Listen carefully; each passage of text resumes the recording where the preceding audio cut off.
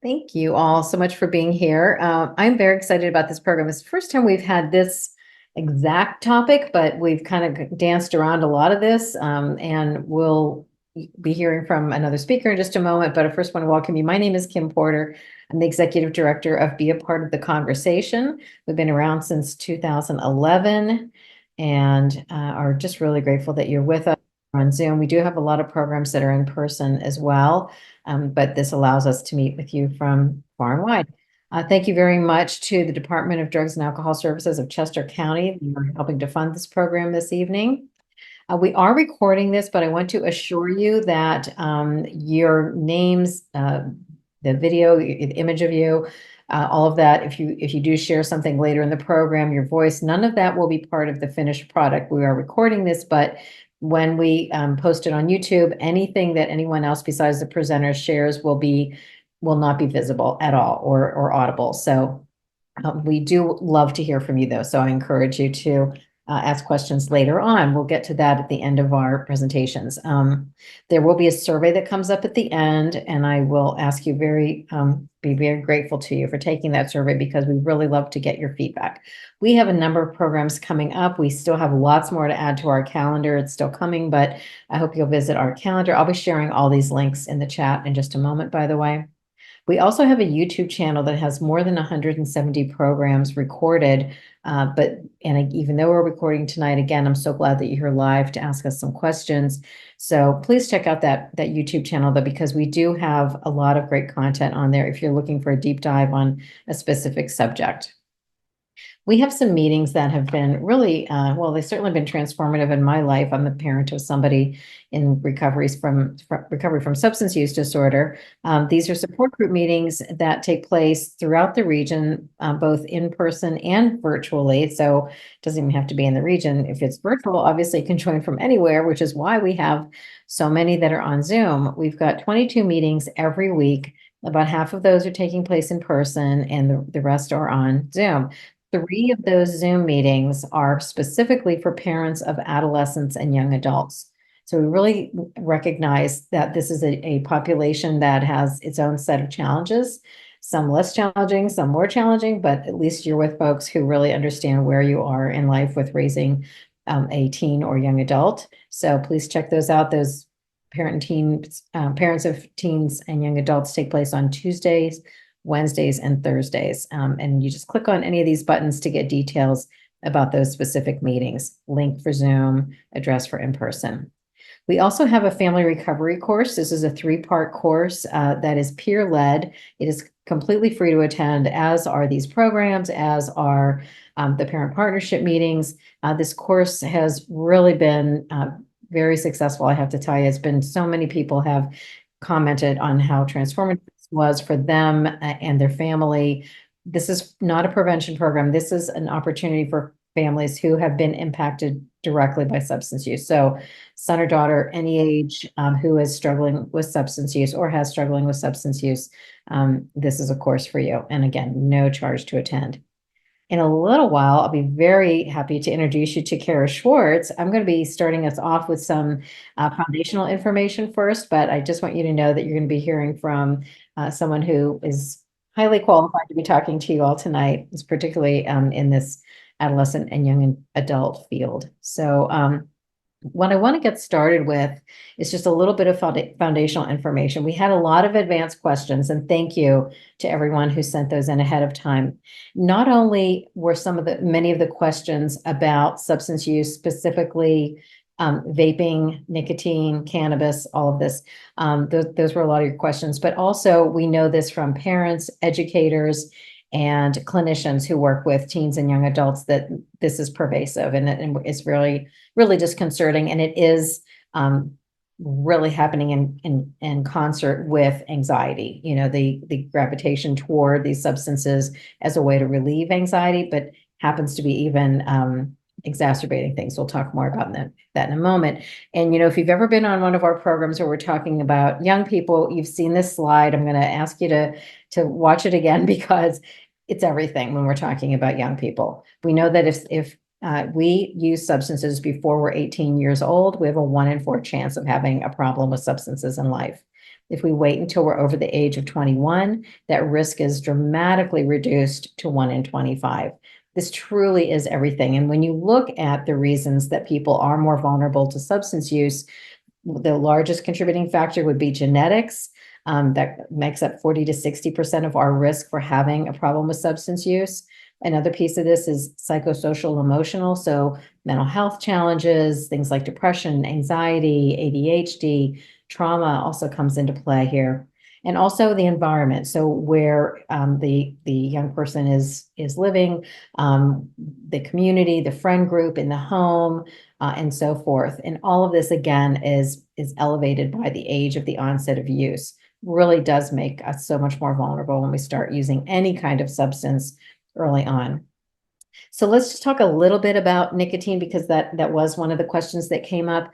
It's especially attractive to a young person who's looking for a way to connect with friends, for a way to just feel a little better. It is a stimulant. Nicotine is a stimulant, so you would think it would elevate your anxiety, but it actually acts more as it feels more relaxing because you're getting a dopamine hit. You're getting that little buzz, that little feel good.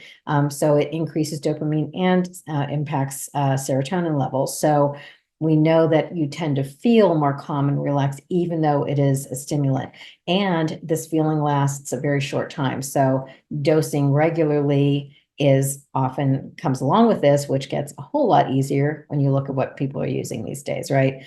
Back in the old days, when you smoked a combustible tobacco cigarette, which of course still exists, and by the way, young people are gravitating toward now, if they're using an electronic cigarette, we're seeing a lot of evidence that they're moving toward tobacco combustible cigarettes now. But if you were using those, you had to leave the building, go outside, maybe smoked one cigarette and then you went back inside. But with these devices, you can dose so regularly and it's so discreet. There are so many ways to hide this now. We have sweatshirts that you can wear that have little drawstrings that actually act as the smoking device. There are water bottles like this that looks like a straw, but it's actually a vaping device. We have a whole mock-teen bedroom and all kinds of things that we use to show you some of the ways that this can be used. And I don't want to spend too much time on this. We could talk, and we often do talk all night long just about vaping. But another thing that has really come about with all this nicotine use and the increase in youth using nicotine products is the Zen mints that are not like a regular mint. It's actually a pouch that is placed along the gum line and dissolves, and it's delivering the nicotine right into the bloodstream that way. And so this is a nicotine product. It's very, very popular right now with young people. And I know that Kara is going to be talking to you a little bit more about this as well.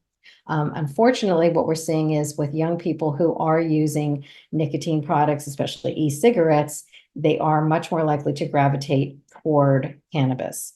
So just a little wee bit about cannabis. Again, we could spend a week talking about cannabis. There have been, by the way, so many interesting podcasts and articles. There was a really well done piece on through the New York Times.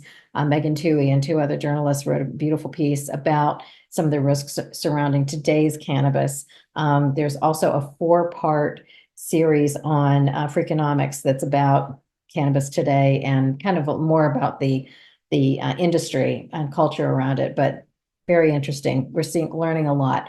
But the main components of cannabis are THC and CBD. THC gets you high, CBD does not. Hemp is a version of a cannabis plant that has a low percentage of THC. That's what qualifies it as hemp. And that is where we're getting these products. And I'm flying through these guys, but that's where we get these products like Delta 8. I'm sure you drive past any, depending on what state you're coming from. I know we have people from around the country joining tonight, but if you're from Pennsylvania, we don't have adult use cannabis legalized here yet. So we have these Delta 8 products that are extremely popular. They are also available online, so really quite easy to get your hands on, but they're coming from that hemp plant. That's what makes it legal in states where it is not legal to sell adult use Delta 9, which is a more potent THC. You can absolutely get high from Delta 8. Kratom is not cannabis, it is not nicotine, but I'm including it here because you see the signs. They're in not only vapes, shops, gas stations, even some health food stores. So it's legal. It is a plant that comes from Thailand, and it has like a sedating effect. We're hearing more and more about dependency to this substance. There's a lot of misinformation around this as a harm reduction tool for opioid use. There's not a lot of evidence to support that, but it is creating its own set of problems. So I want to make sure you're aware of that. And we really can't talk about cannabis without making sure that you understand the potency is not remotely what it was even 15 years ago. I have a son who's been in recovery for 14 years. He was still living in this green area here. These concentrates were just starting to be developed. So he didn't even have an opportunity to use some of these high potency products. So everything you see in green here is a plant product. So dried plant flower, the nicotine or the THC levels, the highest it's gotten to through botany and hybridization is 36%. The average THC level today in those plants is about 13%. By the way, that is typically what is being studied in the medical community and the scientific community when they're looking about the impact of THC on the brain, on development, things like that. It's roughly around 13% is what they're studying. But as you can see, when you get into concentrates, the potency can get up so much higher. This would be medical marijuana, adult use, or recreational marijuana, any of those. Concentrations of up to 99% THC. The edibles are a challenge because, and for one thing, they look like candy. So a very young person not intending to get high might think that they're eating candy, but we know this from states where these products are legal, that little kids are getting their hands on them and ending up in the emergency department. And even for those who are seeking to feel that psychoactive effect, they'll eat them and feel like, I don't really feel this buzz, so I'm going to eat some more. And now they're kind of getting toxic. When you smoke cannabis, you're feeling the high almost immediately. When you're ingesting it, it's taking much longer to metabolize. And so because it's going through the digestive system. So a lot of caution around that you've got to start slow on these, and because they can be really challenging. And it all looks so healthy, the way it's promoted and the billboards and, the dispensaries, they look like spas, it looks like it's super healthy, but this is really what we're talking about. This is not what I would call organic. There are a lot of solvents involved to strip the plant of its THC and concentrate it into these products. And so this just is not even close to the kind of cannabis that was being smoked 15 years ago, 20 years ago, not even close. And we know that they're targeting our young people because there's this 80-20 rule in marketing. And this applies to the tobacco industry, the alcohol industry, fast food, processed foods, and now the cannabis industry. They know, because marketers do lots of research, and they know that 80% of their product has been being consumed by 20% of their customers. And they know that 20% is going to be made up of people who, the younger they are, the more likely they are to really get connected to that product, whether it's, something that's addictive like alcohol, tobacco, nicotine is the addictive piece of that, and also cannabis can be. So, we have to really be careful about young people, again, because they're targeting our kids. They just are. Same with Joe Camel back in I guess it was like the 80s and 90s was when we had Joe Camel, this cartoon character that was supposed to appeal to young people, and Camel cigarettes got in some trouble for that. But now you see it with this industry as well. I mean, it's very much appealing to young people. Same thing with the nicotine products. They all look very they have the flavors in the disposable e-cigarettes and things. And so, we just want to make sure this is pretty egregious, right? You've got real live Starburst, and then you've got Cannabis. It looks almost exactly like it, and so innocuous looking, but it really is not. And of the many misunderstandings there are around cannabis, one is that there are no withdrawal symptoms. There absolutely can be. If you're using a great deal of cannabis, you can have any or all of these symptoms, and they can last up to 2 weeks. And I do want to mention one other thing about this before we move on. There's something that we're hearing more and more about, it's really important that you are aware of this, because I'll be talking with family members sometimes who will describe their young person vomiting uncontrollably. And they'll also mention that there's been some cannabis use. So they're, certainly not here to diagnose anyone, but we want to be aware that there's something called cannabinoid hyperemesis syndrome. This is very confounding to the medical community, because we know historically that cannabis has actually acted as something that stimulates appetite. So if somebody has been undergoing chemotherapy treatment, and they have no appetite and they have wasting syndrome, they might receive Marinol, which has it is a THC product that increases appetite. And the old understanding around this is that you get high, you get the munchies. Well, this is this contrary thing that is happening that really dramatically decreases your appetite. It makes you incredibly nauseated. You have a lot of pain, abdominal pain with the vomiting, and they're actually calling this scromiting, screaming and vomiting at the same time. The only thing that seems to help is instinctively they seem to know to take a hot shower or bath. And so emergency departments are now trying things like using capsaicin cream, which heats up tissue, so that when you have an achy muscle after exercise, it's the same idea. They'll put capsaicin cream on the abdomen of the person who has hyperemesis or vomiting, and it does seem to slow that down.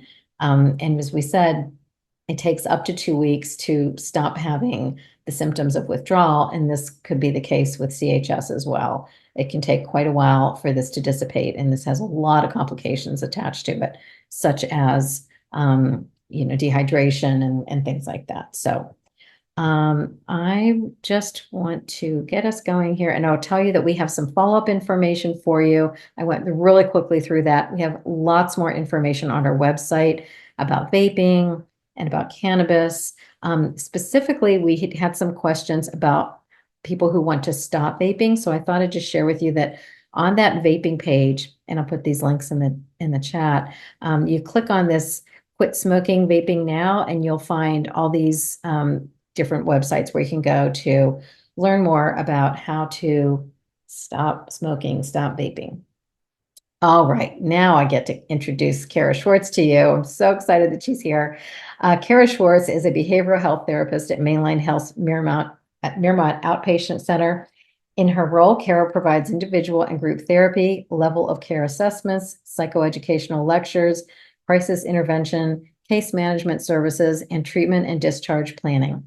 The majority of her time is spent running the Adolescent Intensive Outpatient Program, which provides a supportive and healing environment for teenagers diagnosed with a mental health disorder or co-occurring mental health and substance use disorders.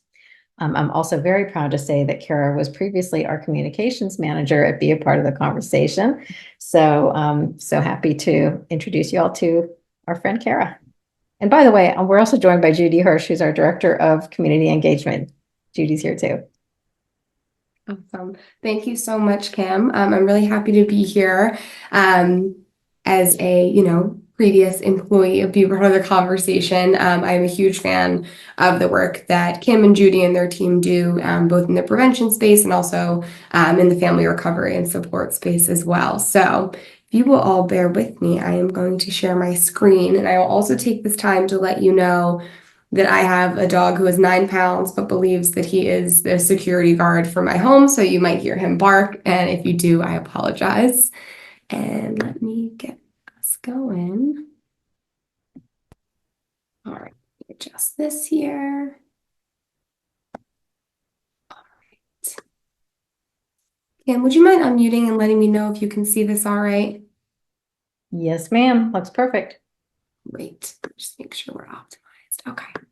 Great. So as Kim shared, I am a adolescent therapist. So I work primarily with adolescents who are 14 to 18 years old. So either maybe end of 8th grade all the way up until senior year of high school. I work primarily with folks diagnosed with either primary mental health disorder and also co-occurring disorders, meaning we might have a primary diagnosis of anxiety or depression, and maybe some concerns about cannabis use, alcohol use, a co-occurring substance use disorder as well. I work mostly in the group setting, which provides kind of a unique perspective on what teenagers are doing, what they're saying, and how they're interacting with their peers. So I was excited to be able to come talk tonight about solutions for anxiety in this kind of culture of instant gratification. And if you see in the little corner there, we have my buddy Anxiety from Inside Out 2. We'll see a clip from her later. To start off, I just wanted to start by teasing apart the differences and similarities of anxiety and kind of typical stress.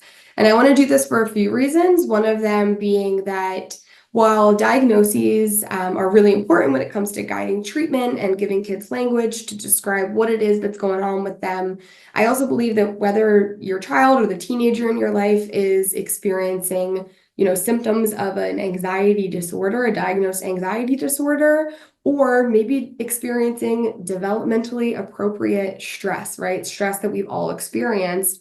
Knowing how to cope with the effects of both of these things is really valuable because we'll talk about some unhealthy or like maladaptive coping skills later and how to move towards more adaptive or healthier coping skills, whether you're talking clinical anxiety or typical stress.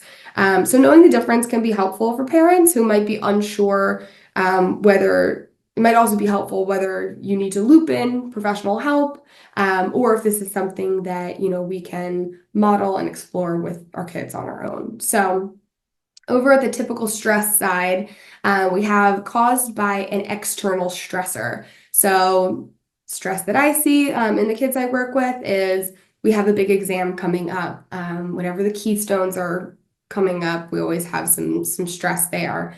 Some conflict with friends, which again, developmentally appropriate. We might be at a time in our life where we're figuring out who we are and maybe our friend group is changing, right? That's stressful.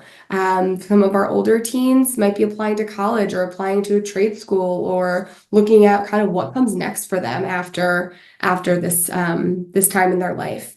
And typical stress is short term and goes away when the stressor is removed, right? So the test is over, therefore the stress is over as well. And stress is a totally normal response to challenges in life that I'm sure I don't have to explain to all of you. And it can be helpful in small doses. So example with the test, if you are stressed about the test at an optimal amount, that's great. It's going to help you study. It's going to motivate you to study. If we are not stressed at all, we're not going to study and we might not do well. If we are overly stressed, we might be so stressed out that we can't focus on actually taking the test, right? We might be so stressed that we can't access what we studied in the first place. So everything in small doses. And then when we look at clinical anxiety, this might be internally created and take on a life of its own. And I'll show a clip from Inside Out 2 in a second that I think personifies this well. It can cause excessive worry that doesn't go away even when there's no stressor or the stressor has been removed. A phrase that I use a lot in group is anxiety is fear with no stimulus, right? We're experiencing a bodily reaction or, an emotional reaction that feels like fear, but there's nothing scary in front of us, right?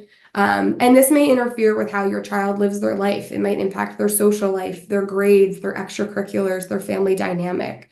You'll hear me say a few times tonight, is it impacting, dysregulating, or is it a barrier for your child to do what they want to do and what they need to do?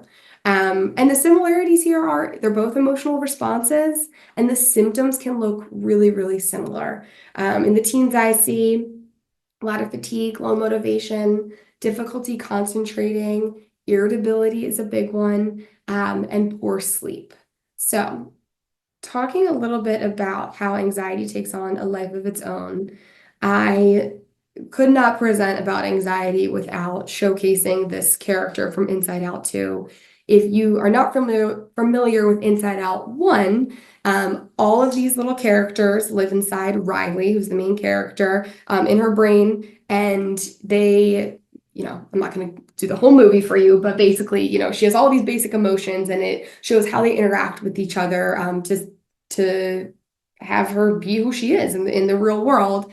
And in Inside Out 2, Riley hits puberty and anxiety enters stage left. So this is a clip from when anxiety is introducing herself to the rest of the emotions and showing how she can operate in Riley's life. We all have a job to do. You make Riley happy. Sadness makes her sad. Fear protects her from the scary stuff she can see. And my job is to protect her from the scary stuff she can't see. I plan for the future. Oh, I can show you. You're gonna love this. Oh, I was using that as a cup holder. Okay, so my team has run all the data and we're looking at the following likely scenarios. First, we don't take this camp seriously and we goof off with Bree and Grace. Riley looks really uncool in front of Val. She fails to impress the coach, does not become a firehawk, and finally arrives at high school. She has no one. She eats alone and only the teachers know her name. Ew. Okay, you and I are gonna be friends. Oh, this is a sad story. It's a ridiculous story. Look, again, love the energy, but you're being silly. None of this will actually happen. Right, whatever you say, you're the boss. So in that clip, I would say that anxiety is engaging in a cognitive distortion that we talk a lot about in group. They're catastrophizing, right? So taking one thing that they thought about and building on it until it's the worst possible scenario.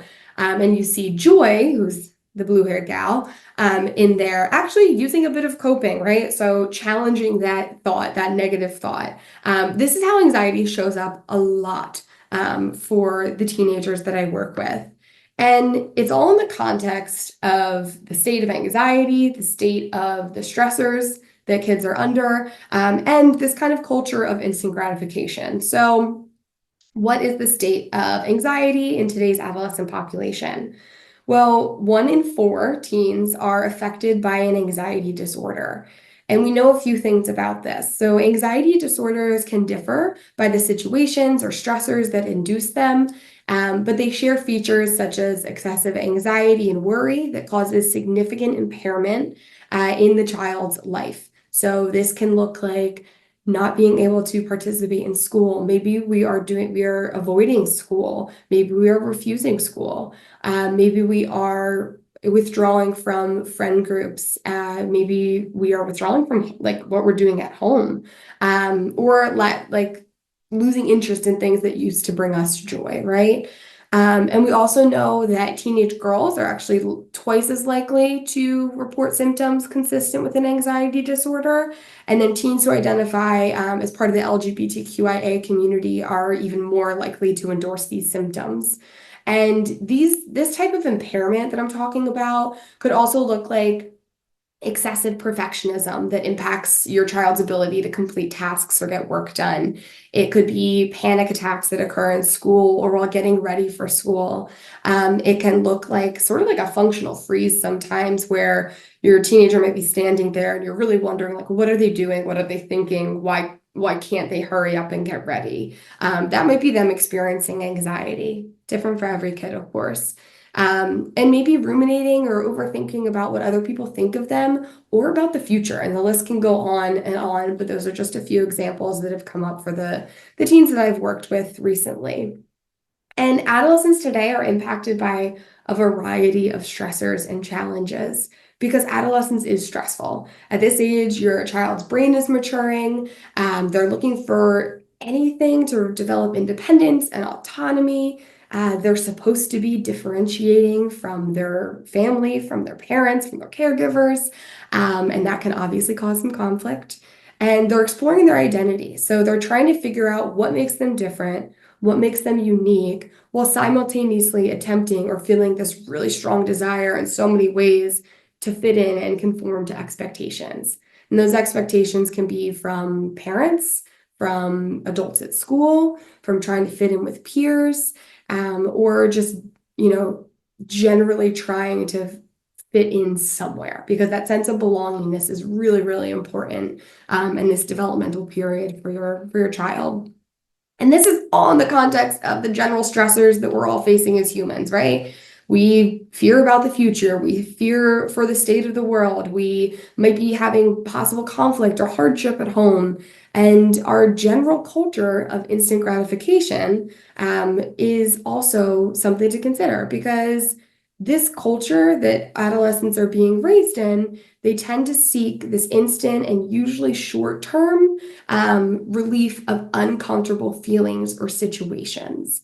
And there's a few reasons that we've kind of become used to this. One of them, to probably no surprise, is that we have smarter and improving technology that knows we like short form, quick relief content, and it gives us a dopamine hit when we get it. So when kids are scrolling on TikTok, they're consuming this fast-paced, really easily skippable material, right? They're curating their feed for what they want. And this can lead them to scroll endlessly. And what literature has shown us is that it's not good for us, right? The endless scrolling and excessive screen time has been linked to negative mood, increased negative mental health symptoms, and associated with things like depression and anxiety. And what do we do when we maybe are feeling depressed or anxious? We look for more of that quick relief, right? So we're kind of in this cycle. And one way that teens look for additional kind of quick relief is in avoidance. And all of this instant gratification I've seen has really led teenagers to have very low distress tolerance. And what I mean when I say distress tolerance is teens and people in general need skills to get through difficult times. And I mean not problem solve, not fix anything, but be able to go through heightened emotions, to be able to go through what feels like crises and survive without relying on maladaptive or harmful behaviors. So, oh, and I forgot to mention too that with social media, we also have comparison of achievement and appearance. That can place additional stress on kids to look, dress, or act a certain way. If they feel like they don't meet this standard, they may experience a dip in self-confidence, again, kind of contributing to these negative mental health symptoms that we've seen. Now back to avoidance. So throughout this presentation, I'll pull I'll pull from literature and also from what I see day to day in my clients. And these 6 coping skills that I put on this slide are ones that I see very, very regularly. And what they have in common is that they are all forms of avoidance. So substance use, in particular cannabis use and nicotine use, provide a short-term decrease in stress and anxiety, think what Kim was talking about earlier. And social media, like we said, can also provide that short-term relief, that dopamine hit that leaves kids in a cycle of dependence on their phone. I also can see this in gaming. Now, I'm not absolutely against kids using their phones to watch a funny video, connecting with friends online, playing on their Switch, but everything in moderation and not as a solution to their anxious symptoms. So I would suggest framing these as fun activities to do with friends or to decompress and relax from the day, not to address mental health symptoms. I also see sleeping, hitting that snooze button as a big way to avoid things. So the same with social withdrawal and avoidance. In general, if you feel like your child is experiencing social anxiety, they might seek immediate relief by choosing to isolate, by choosing to be in their room, cancel plans, and that isolation can lead to increased mental health symptoms. And with avoidance, we know that the relationships between anxiety and avoidance can be a bit catastrophic when it comes to addressing anxiety in general. So if there in the blue, you experience stress or anxiety, right? And it can be either. And our response might be increased arousal in general, right? We're scanning for the potential danger. Symptoms might intensify. We might feel our heart race, our palms might get sweaty. We might start to do some of that catastrophizing that we saw the anxiety character do. And we shift our focus on ourselves and simultaneously everyone around us, right? We become very hyper aware of what we're doing and what others are doing. And we feel like we need to do something, right? That's kind of that like fight or flight thing that gets activated. And so then oftentimes kids, especially teenagers, will avoid. And that avoidance, whether it's in the form of physically leaving somewhere, whether it's isolating, whether it's, getting lost on your phone, whether it is using a substance, it provides temporary relief. And then you eventually return to those anxious feelings and they might be intensified, right? Example I use is a lot of parents ask when they should allow their child to not go to school, right? And one, I'm going to leave that up to the expert in the room, which is the parent, because they know their household culture, their values. But what I can offer is, okay, your teen is nervous about their test, maybe experiencing some anxiety around it. It could have an anxiety disorder. It could just be normal stress, right? If we allow avoidance in that situation, they will get temporary relief. It will look like they are feeling better. They might feel better. And then what might happen later on that night or later on that week is they might return to those anxious feelings. And now they're intensified because not only did they miss school, so now maybe they have more to catch up on. Now they have to do a makeup test. Now they might feel like they need to study more. And again, now we're kind of stuck in this cycle. So with that, I want to talk a little bit more, and I know Kim discussed this a bit already, but avoidance in the form of cannabis use specifically and its impact on anxiety. And so before we discuss like some solutions and suggestions, I just want to touch on this relationship. So a lot of questions, or a question that frequently comes up when I'm talking to teens and their parents is, if smoking weed is bad for anxiety, why can I get a med card for it? And first, I usually tell my patients, you cannot. You are not 18 years old. So one, it's illegal. We have that conversation very, very early. And then I don't really harp on it any longer. But also, it's because anxiety disorders have become one of the top conditions that people receive medical cannabis cards for in Pennsylvania since the program started in, I think, 2019. But this is actually pretty controversial. And while I don't find it useful to discuss, personal thoughts on legalizing adult use marijuana or the existence of medical marijuana, I will say that from my experience working with teenagers, the existence of med cards for anxiety specifically, and the fact that many teenagers know an adult or an older sibling or whoever that uses cannabis to, cope with their anxiety, it really creates a lot of confusion and also a culture of permissiveness when it comes to adolescent substance use. Like Kim was saying, we are seeing a shift to it's natural, it's healthy, right?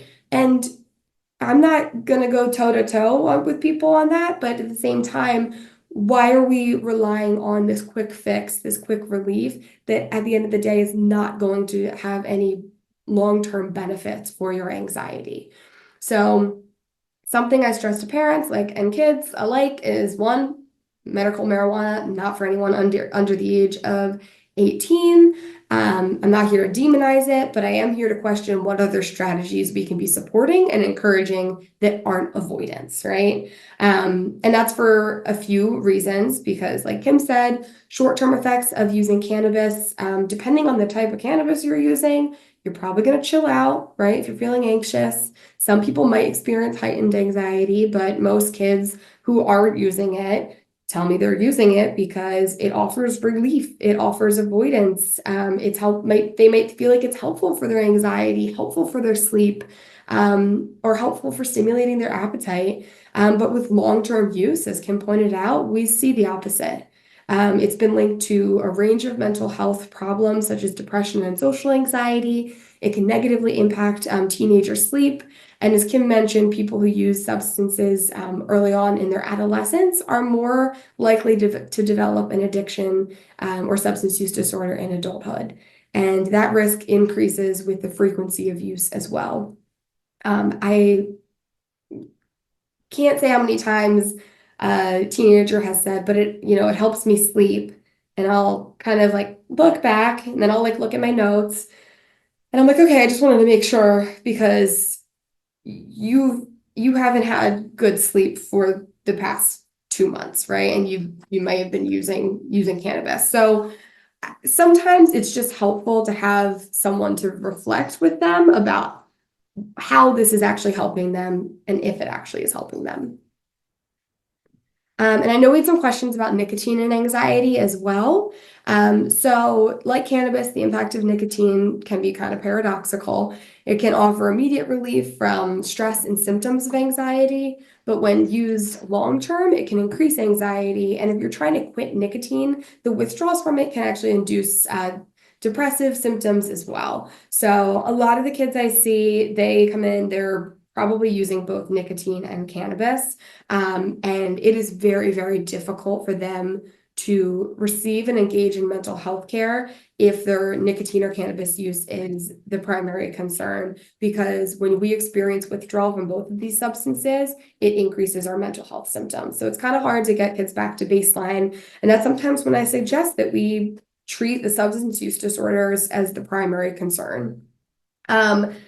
There's new trends. So Kim said that, we are seeing a kind of gradual return to traditional, what I think of like cigarettes, when I think of smoking and nicotine. And even now, like the nicotine I remember from high school and college is outdated. No one uses Juuls anymore. But we're seeing a lot of items like puff bars, which are disposable and flavored, and the Elf bar there. And the companies are allowed to make them fun flavors because they're disposable. And recently we've seen these Zen pouches that Kim was talking about. They're smoke-free, they're flavored. Their parent company was recently acquired by Philip Morris. And these types of products are expected to bring in over $1 billion in revenue this year. So basically, the big question is, when vapes became more popular, people are trying to make them accessible for smoking cessation, but then they inadvertently or intentionally, right, created more people that were addicted to nicotine and more young people. So we don't know a ton about the effect of Zyn right now, but we do know that it has adverse effects like mouth sores, nausea, and the general effects of using nicotine to address anxiety that I listed above. So we're still learning about this. It's relatively new, but again, it's kind of just that repackaging, remarketing of nicotine that Kim talked about. So this is how teens are coping. The question is, how do we maybe decrease this and replace them? So to find solutions for your child's anxiety, you're going to need to explore what anxiety is like for them. And here are a few examples of more long-term coping skills that I use in my work with teenagers. They are not quick fixes. If you meditate once, you are not going to cure your anxiety. It might be nice or you might hate it, but we're not going to see a long-term effect with that. These are things that usually take a little bit more practice. In general, we want to build resilience in our teenagers and increase that distress tolerance that I was talking about. Because building distress tolerance is something that we can all benefit from, and it's not focused on solving those problems. It's focused on surviving that difficult moment without relying on the maladaptive behaviors, in this case, avoidance or instant gratification. So I'll include some resources about building distress tolerance in general. That could be a whole nother presentation, but I'll send some resources over to Kim, and maybe she can include them either in an email or that follow-up page. So be on the lookout for those. But when I think about solutions for anxiety for teenagers, the first one I think of, and usually the first one the teenagers say, absolutely not, I'm not doing that. But then they end up liking it, is mindfulness and meditation. So I think of body scans, right? So focused on checking in with your mind and your body so anxiety doesn't sneak up on you, right? With kids that experience panic attacks, mindfulness and meditation has been really, really helpful for them. Also learning how to do deep breathing so you can self-soothe through difficult moments, because so much of anxiety is experienced in the body. It's important to know how to relax, like physically relax your body, right? And all meditation and mindfulness doesn't have to look like, the guy that's saying crisscross applesauce. It can look like taking a brief mindful moment. It can look like going outside and using grounding skills, right? And even though, I'm going to try to offer some solutions, it really isn't a one size fits all for every teenager. Physical activity too. So being involved in things like sports or physically active habits is really beneficial for many reasons. It's linked to better mental health outcomes for any age. And you can also integrate mindfulness into physical activity, encourage participation in activities like yoga. I have a few kids and parents who thankfully are like really involved in their kids' care, and saying something like, hey, the Y is having this yoga class on Sunday. I'm gonna go. Do you want to join me? Right? And I recognize that not all teenagers always want to hang out with their parents, but just asking can go a long way. And also allowing your teen space to talk it out, right? With you or a support person, because it doesn't always have to be you that they talk to. The opportunity to get support, talking out anxiety can actually make it a little less scary, right? You may see how your anxiety is engaging in those cognitive distortions. Maybe we're catastrophizing a moment we had, or maybe we're discounting the positive stuff that happened in our day and really magnifying the negative occurrences in our life. If you're your child support person, it might be helpful to ask questions like, do you want my feedback right now, or do you need my support, right? Do you need to talk it out? The teenagers that I work with always express that the adults in their life are there to tell them what to do and tell them what they're doing wrong, and very limited opportunity for them to just talk and be heard. Kim has heard me say this before, but oftentimes we are listening to respond. We're not listening to actually comprehend or truly understand what that person is saying. So kind of taking a moment of pause when you're listening to your child and thinking, am I formulating my response as my child is talking to me? If that's the case, it might be time to just listen. You don't have to have a response right away. It's okay to say, let me think about that, right? And in the realm of allowing your child to express themselves, encouraging your child's creativity is also important, and finding out what that is for your child. And to better help teens explore the coping strategies, you might want to look into therapy for them. You might encourage them to see their social worker or guidance counselor that they have at school, if that's someone that is a trusted adult. Because, like I said, teens say that every adult in their life is telling them what to do, even if that's not true. Sometimes it feels like it is to them. And therapy gives them the space to explore and make decisions about what's best for them, without me or another therapist saying what they need to do, right? The goal is to explore their motivation, explore what they need, explore their goals with them, so they have that agency and autonomy to decide what next steps that they take. Also, it is seemingly, I would say it's impossible for family members to sustain playing therapist and it not impacting you or other family members in a negative way either, right? We all kind of need to take care of ourselves as we're supporting the teenagers in our life.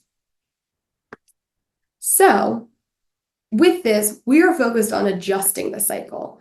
So when we experience the stress or anxiety, we might confront the feared situation. And this doesn't have to be all at once. It can be little by little. Then we might have a short-term increase in our anxiety because it's scary to confront stressful situations.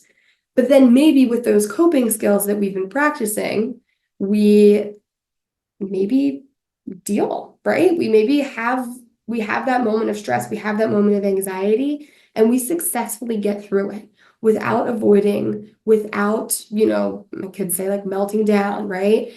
And then even though we still might not feel great, we've now fostered a better belief in our ability to control our emotional responses. Again, they have autonomy, they have control. So this might look like child is waking up in the morning and immediately wakes up anxious because they don't want to go to school. Let's say there, is a class that they don't feel super confident in and they don't want to do it. They don't want to go. They know it's going to be tough. They know they might have some negative thoughts around maybe their capability in that class. And that's that. They don't want to go. This can look like you encouraging, hey, we've used some of these coping skills. I know you've been working on your deep breathing. I know you've been working on your grounding skills, right?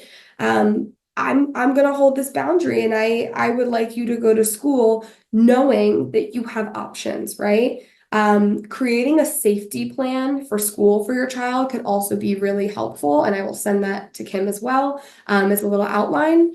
But that can better prepare your child to face these feared situations. And being realistic, you're going to feel an increase in your anxiety, but knowing long term that increase will pay off because maybe they use their deep breathing in that class. Maybe they use their grounding skills in that class. They get through it. They're now able to participate in the rest of their day. Maybe they have a good moment in their day at school. Maybe they feel like they can get other work done. And right there, little by little, we're increasing motivation, we're increasing confidence. And then what is that going to do? It's going to give them confidence to continue to face these feared situations, right? Now, again, if this is very intense phobia or very intense panic, I would suggest probably looping in a therapist, looping in a social worker or guidance counselor to this process as well. It doesn't have to be something you do on your own. So what else can you do? What else can we do to support our adolescents in our life? So be curious, stay listening, understand your family values, be consistent, and set examples. And what that really means is you're qualified, right?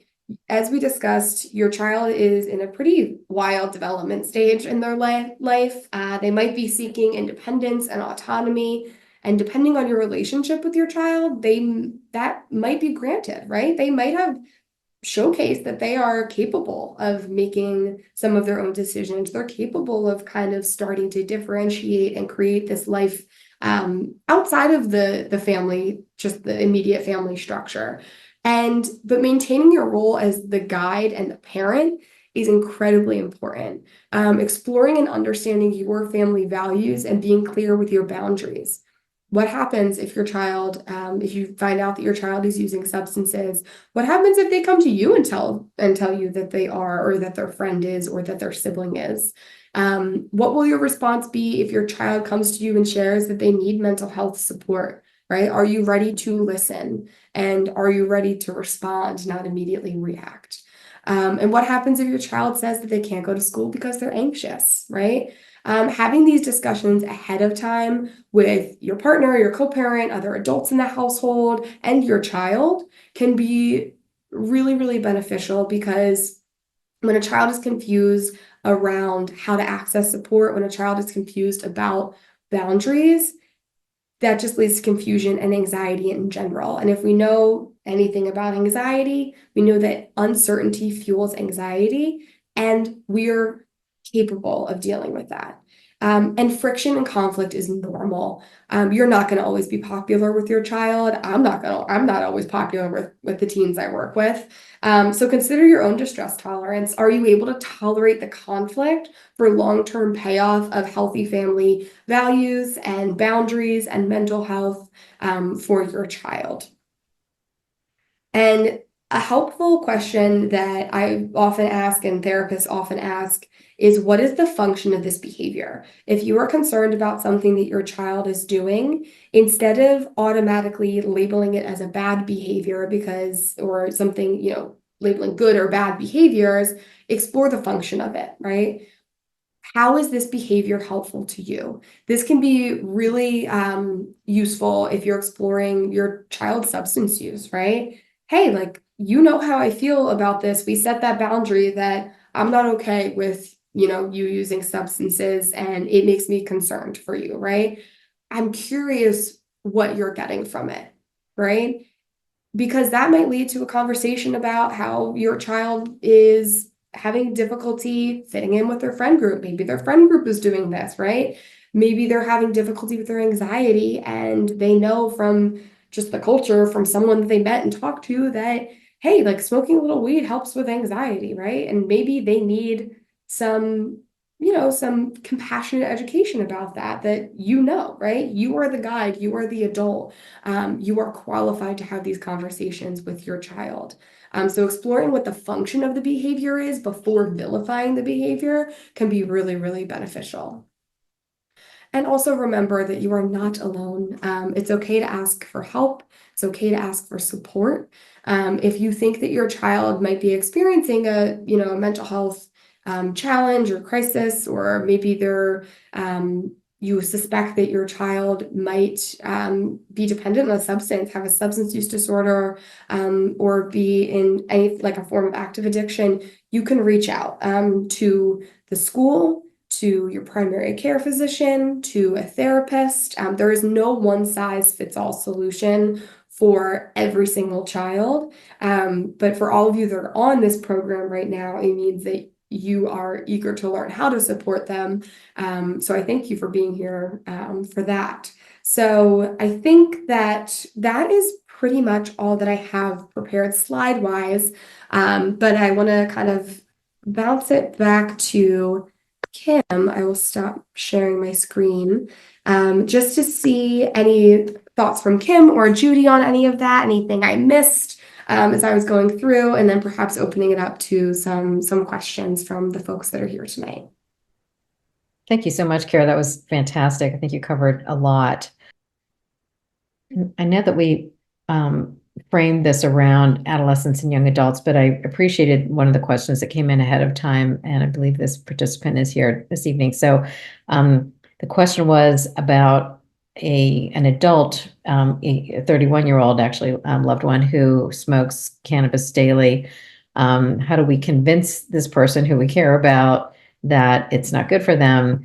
That is a really big question, right? I mean, so we know that I was just talking with Kara about this before we went, had you all join us this evening, that 2 years ago, we learned that daily or near daily cannabis use has now surpassed daily or near daily alcohol use. There is still more alcohol being consumed overall than there is cannabis, but it's that daily or near daily that is disconcerting. Either of those being used heavily or regularly is a concern. We could debate all day long what's worse for you, cannabis or alcohol. Neither of them is going to have a great impact on brain health, on a lot of other, impacts to the body and psyche. So much like we might be concerned about somebody who's drinking alcohol regularly, we might have this concern, or using nicotine products or anything like that, or eating too much sugar. There's so many kinds of things that are unhealthy. We can show all sorts of evidence that this is bad for you. And then I used to get into these debates with my son when he was using cannabis. I would show him a website that says, this is really bad. And he would show me things from Leafly and, all the websites that support the cannabis industry or part of the cannabis that show, oh no, this is really good for you. So we can cherry pick that stuff. The best we can do, and Kara, I'd love to invite you to talk a little bit about motivational interviewing. I know this is something that you're really passionate about, and how some of those skills can be used. And we also had that question about somebody who wants to stop vaping. So can you kind of talk about the piece of somebody who wants to and somebody who nope, I love this stuff. Yeah, absolutely. So I think to address first the 31-year-old, and I'm looking at the question here where I'm looking off to the side, and the response kind of being it's legalized, right? It's difficult, right? And kind of what I was talking about when the state, and this is why it's controversial, right, sees anxiety as a reason to be prescribed medical marijuana.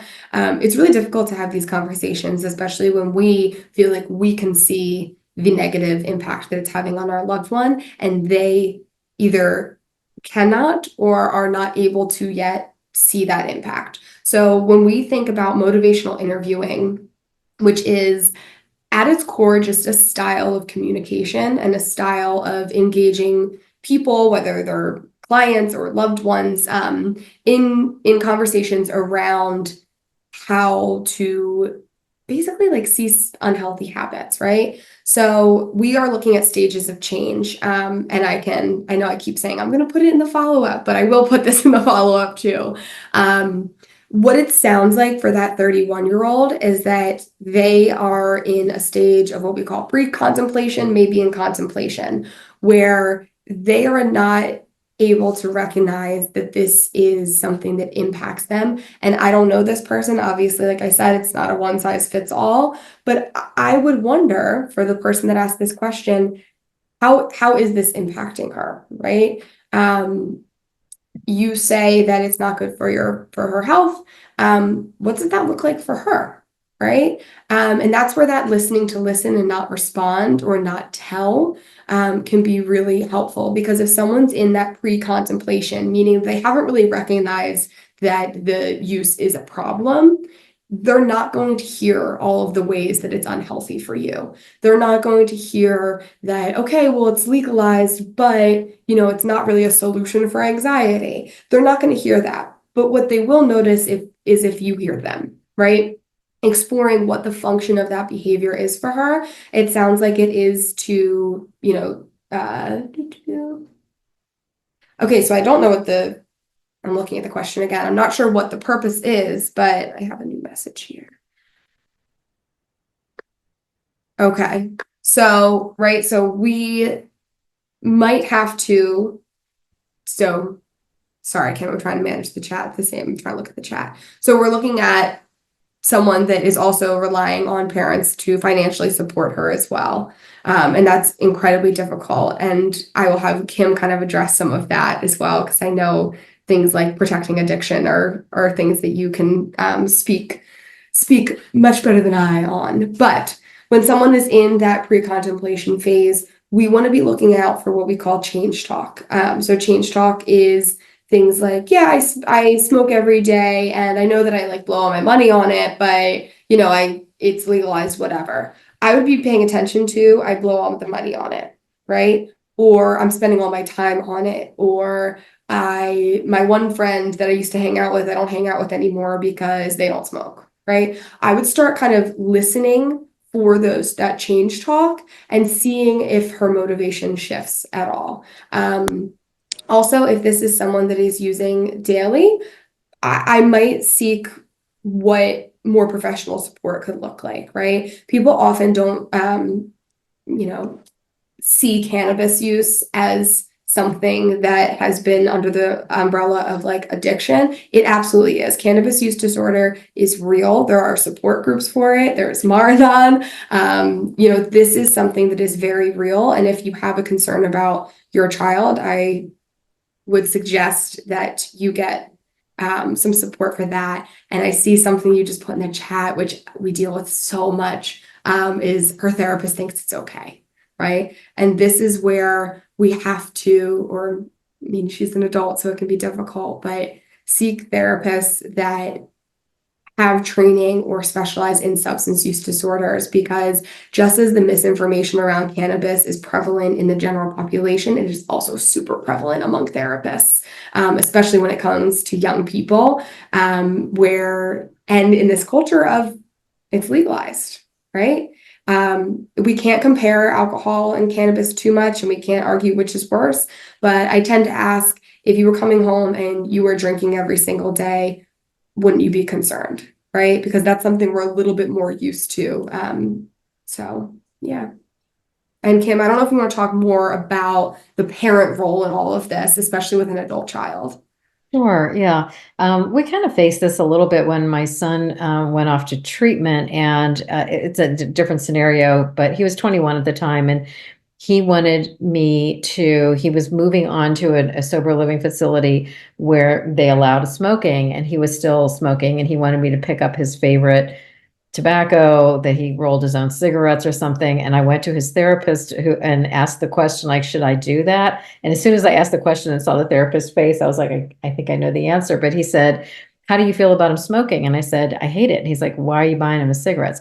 And I know you're not saying that you're providing the cannabis for your daughter, but it's your home. It's something that you're uncomfortable with. And I think setting that boundary that I am not comfortable with this happening, particularly if, and I don't know what you're seeing as any fallout from this, if you're seeing any impact in the manageability of her life, right? So there are criteria that can be determined, like seeing a therapist, as Kara said, who understands substance use, will look at the DSM, the Diagnostic Statistics Manual's criteria for cannabis use disorder, and see, like, if you have 2 of the 11 criteria, you qualify as having cannabis use disorder. And it can be things like members of my family are trying to get me to stop doing this, and that's one, right? So my life is no longer manageable. I'm making excuses for things. There's so many ways. So it would be a determination, like, are there negative impacts on your daughter? And also, are there negative impacts on the family? That's all I can talk about with my loved one, is to say,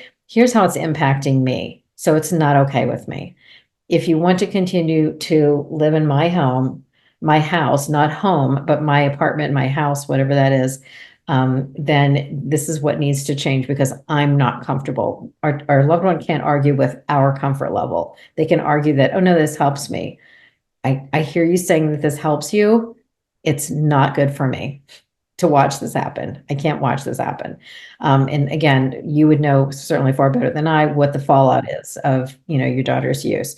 If it's, as Kara said, I think we see this even in popular culture play out and with alcohol use all the time, right? The family starts worrying. They're like, man, mom's drinking a lot, or dad's really knocking over the lamp again, or what, all that kind of stuff. We don't really think about that with cannabis, because it's become this medicine that has really changed the way our culture views it. And I'm grateful for those media outlets that I mentioned earlier, that the podcasts that are all of a sudden paying attention to this, because hopefully we're going to start to see just let's ask some questions about this. There's still so much unknown about the long-term impact of these higher potency products and the vaping devices and all of it. And I see what you said about the therapy and the therapist in their area of focus not being on substance use. Maybe that is something that you could propose as, hey, like maybe I'm all wrong. Maybe this is really good for you. Would you talk to somebody who understands substance use? Because your current therapist does not. We got totally gaslit by a therapist, not her. It wasn't an intentional gaslighting. It was her just lack of education around substance use, because my son had all kinds of red flags that she missed. We took him to the wrong therapist. So he was 21. It was a different story than a 31-year-old, but it's challenging. I know. And please come to support group meetings. We have those parent partnership meetings if you don't already attend. You'll be with a lot of people like me, like Judy, like other family members who've been down this road. And just to touch too on one of the other questions that was around, that kind of fell into this, could be approached with motivational interviewing and exploring what stage of change your child is in. There was a question around a son who is 5 years sober in recovery, but uses Zyn pouches to control anxiety. He tried quitting this college semester, but then his stress ramped up and his sleep routine got pretty bad. He wants to try quitting again over the holiday break, but I'm interested in hearing about ways he can replace this habit. He already works out at a gym. So right there in your question, whether he told you that or whether you're observing this, that's some change talk right there. He wants to try quitting. He has identified where this is impacting him negatively, and he's tried to quit, right? So then his stress ramped up, and what are we going to do? We're going to rely on coping mechanisms that we know work, even if they're avoidance or an instant relief, right? Kim and I were talking a bit about this before the program as well. The use of nicotine with folks that are in recovery. There's a couple different schools of thought. I would explore what his school of thought is around that, and how his nicotine use, is in concert with his recovery, and what that looks like. And if he's planning to try quitting again over holiday break, again, listen. If he is already having that motivation, other people telling him to do it is not going to help, but feeling like he's supported and having people that care whether or not he quits this is going to be helpful. And I do think, I just need to say, I think the fact that you know this much about it is a really great sign. The fact that you know its impact, you know what he's trying, and that he's sharing this with you in one way or another. So that's a great sign.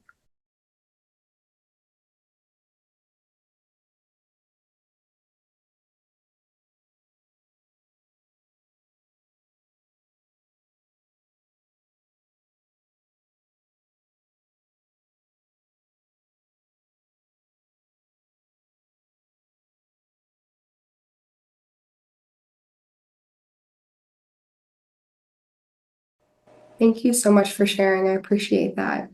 Right? Just it can feel very isolating even as a family unit when you are concerned or worried about your child. It does feel like you are alone. So I really appreciate you noting just the importance of support and regulating, yourself and very stereotypical, but like putting the oxygen mask on first sometimes, right? Yeah, thank you. There's so much beauty in that shared understanding. I can't tell you how many times I've witnessed a family member who comes into one of these groups and as soon as they start hearing people talk, they're like, where have you people been all my life? Like, you get me already. I can tell you get me. And it's just amazing to see that happen and know that we're not all. And I know so many family members who there'll be like one parent who is hyper aware of everything happening with their child. And maybe the other parent is like, minimizing it. Oh, I used to do that too, whatever, and this one solo parent is like feeling, and then the rest of the family is just ganging up on them basically, or even their children's friends, parents will say you're overreacting, and they feel so isolated and misunderstood. And like, am I the crazy one? Like, no, you're not. It's just that everybody is trying to make this go away and not want it to be an issue. It can be very challenging. Just to be seen and heard is huge. Kim, I wanted to address two of the questions that we got ahead of time that were sort of under the same theme, just about supporting your adolescent when they're experiencing anxiety. So the one question was about how much help should you offer your child as they are going through an anxiety or panic attack without being overbearing? Assuming, I like this parentheses or parentheticals, right? Assuming the child wants you there for comfort and does not want you to leave the area. Again, that's already showing me that you have an understanding of what your child needs, and you've given your child space to express that.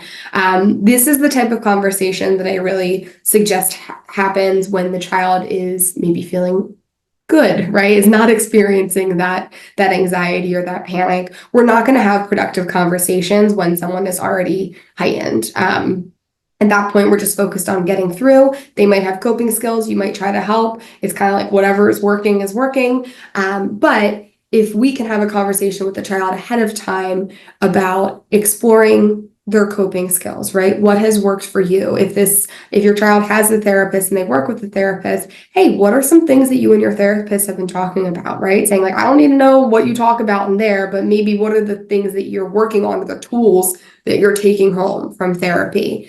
I think that if you are your child's support person for their mental health, I think how much help should you offer your child? As much as they want you to, right? As much as you're comfortable giving. So if that is, you offer distraction, right? When someone's panic attacks are kind of building, they might have the insight to know like, this isn't good. I feel like this is a cue. I'm going to have a panic attack. They might need distraction. They might come to you and say, hey, mom or dad or whoever, right? Can we go on a walk, or can we watch something together, right? Can I have my iPad and can I watch some funny videos on YouTube? And because that's part of their coping, you're able to support them in that way.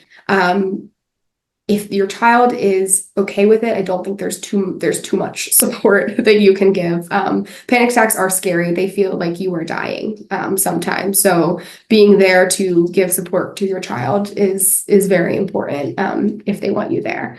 And then there was just another question that I too struggle with this with my clients is, do you have any recommendations for middle school boys specifically that are having difficulty reaching out to friends to connect in person? The transition from parent planned play dates to having him take the initiative has been difficult due to anxiety. In addition, we're finding so many kids are booked solid with sports and activities. You are not alone in this kind of conundrum. This is something that I see a lot. By the in-person, differentiation, I am assuming that your teenager might have a lot of online community. And you know what? There's balance, right? Sometimes when someone doesn't have a ton of social connections in school, having friends online, whether it's people that they game with or that they've met online, can be a source of community. Now, my little PSA, obviously, please make sure you're knowing who they're talking to. The internet is still scary. But I really suggest reaching out to the school. This is just, and it doesn't have to be anything specific. You don't have to give more information than you want to.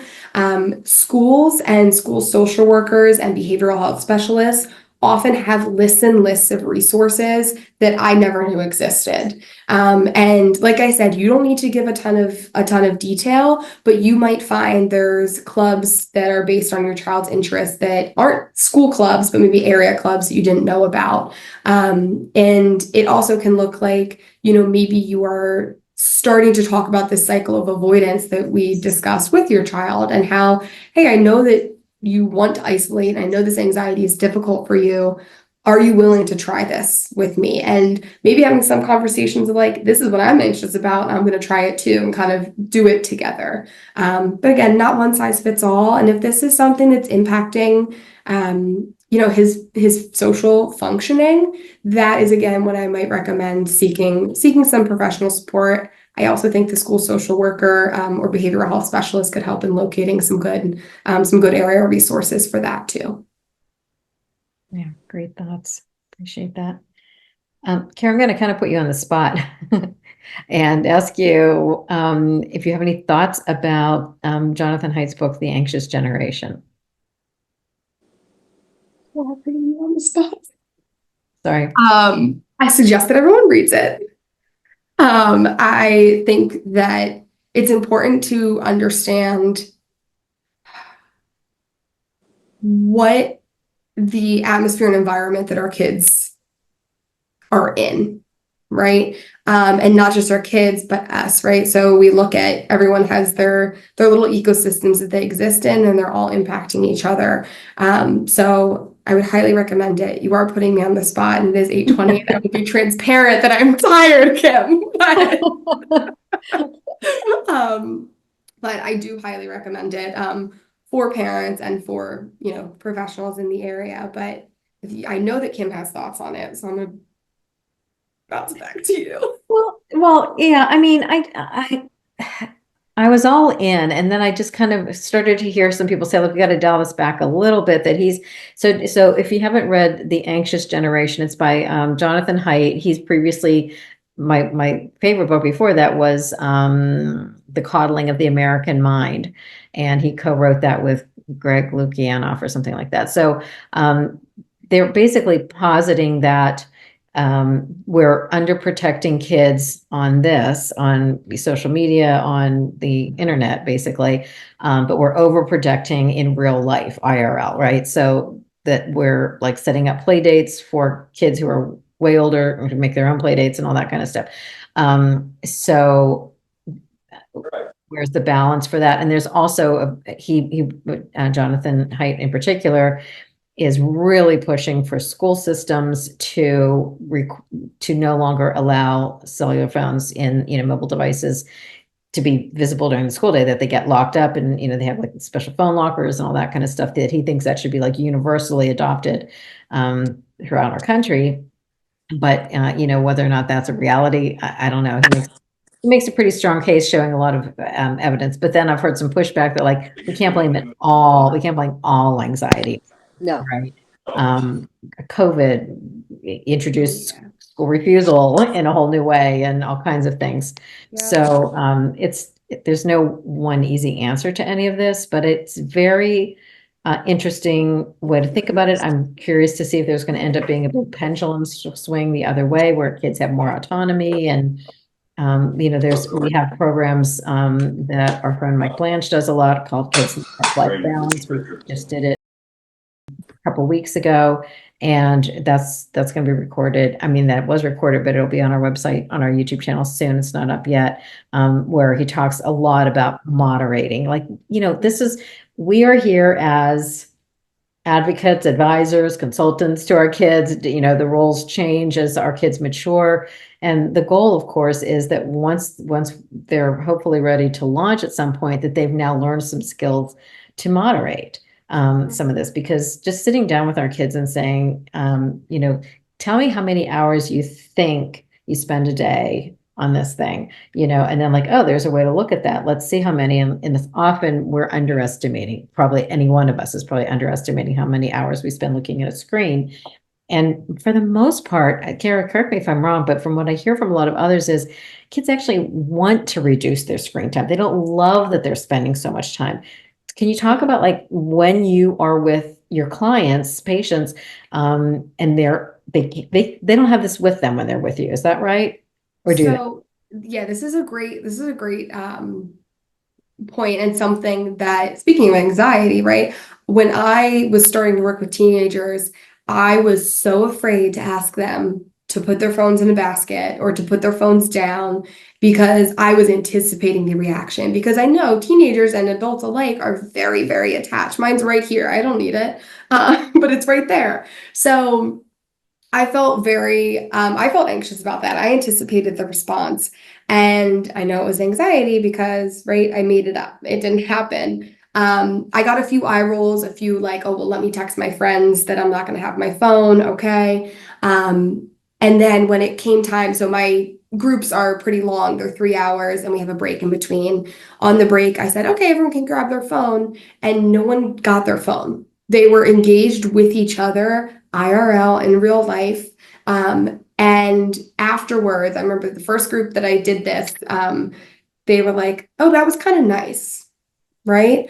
It was nice to not feel like I had to be looking and checking. It was nice to feel like the drama that was happening on my phone was not in the room with me for that moment, right?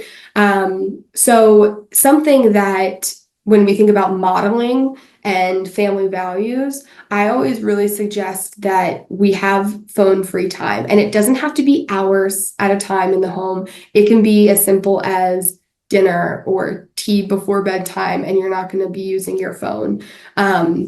Because reducing the screen time in manageable ways is really beneficial, not only for mental health outcomes and, reducing screen time, reducing negative symptoms, but also for fostering the connection that, I was talking about, right? It's hard for anyone to listen when they have their phone right on them.